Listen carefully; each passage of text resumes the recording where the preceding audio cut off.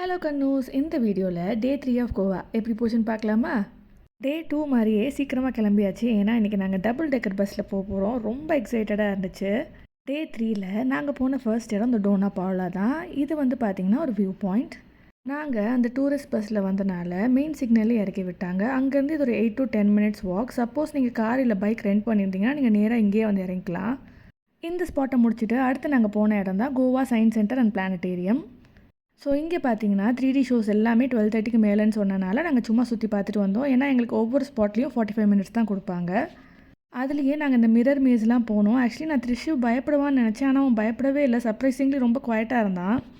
Science centre முடிச்சுட்டு நாங்கள் அடுத்து போன ஸ்பாட் தான் இந்த மிராமர் பீச். மிராமர் பீச் போயிட்டு வந்துட்டு நாங்கள் இந்த மாதிரி ரூஃப் டாப்பில் உட்காந்துருந்தோம்.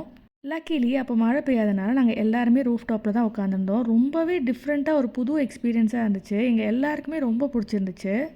இந்த ஒரு டாப் வியூவிலேருந்து இந்த கோவா சிட்டியை பார்க்கும்போது ரொம்பவே நல்லா இருந்துச்சு. ஒரு புது எக்ஸ்பீரியன்ஸாக இருந்துச்சு. அடுத்து மழை வரதுக்குள்ளே ஃபோட்டோ எடு, வீடியோ எடுன்னு மாற்றி எல்லாமே எடுத்துக்கிட்டோம்.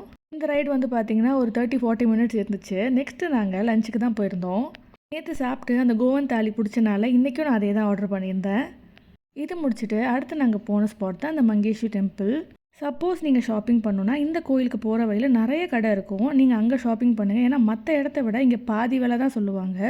அடுத்து 2 சர்ச்சஸ் கூப்பிட்டு போனாங்க. பட் மழைன்றனால நாங்கள் கீழே இறங்கல, பஸ்லேயே தான் உட்காந்துருந்தோம். நெக்ஸ்ட்டு நாங்கள் ஒரு போட் ரைடு தான் புக் பண்ணியிருந்தோம். இதுக்கு பார்த்தீங்கன்னா பெர் பர்சன் 400 rupees சார்ஜ் பண்ணுறாங்க. ஸோ இங்கே பார்த்தீங்கன்னா கோவன் பெர்ஃபார்மன்ஸஸ் அண்ட் டிஜேஸ் அந்த மாதிரி ஒரு 1 hour ரைடு தான். ஸோ மேலே பார்த்தீங்கன்னா இந்த மாதிரி ஓப்பனாக பியூட்டிஃபுல்லாக இருந்துச்சு. பட் மழைன்றனால எல்லாருமே கீழே தான் இருந்தாங்க. இவங்க 2 பேரும் ரொம்ப சூப்பராக பெர்ஃபார்ம் பண்ணாங்க. அதை விட அந்த சாங் ரொம்ப கேட்சியாக இருந்துச்சு. டிஜே ஃபுல்லாக ஹிந்தி பாட்டு தான் போட்டுட்டு இருந்தாரு. அதுக்கப்புறமா அங்கே கொஞ்சம் பேர் ஆடிட்டு இருந்தாங்க. பட் ஆனால் தமிழ் பாட்டு போட்டோன்னே நம்ம பாய்ஸ் ஆடினாங்க பாருங்கள்.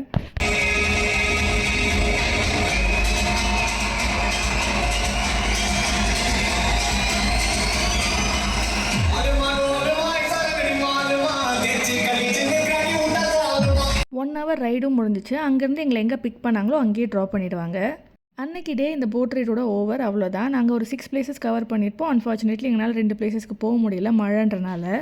பட் ஓவராலாக இந்த நாள் நல்லா தான் போச்சு. டபுள் டெக்கர் பஸ்ஸில் போனது எனக்கு ரொம்ப பிடிச்சிருந்துச்சி. அதான் highlight of the day. Day 4 of கோவாவில் நாங்கள் என்னெல்லாம் பண்ணணும்னு அடுத்த வீடியோவில் பார்க்கலாம். தேங்க்ஸ் ஃபார் வாட்சிங்.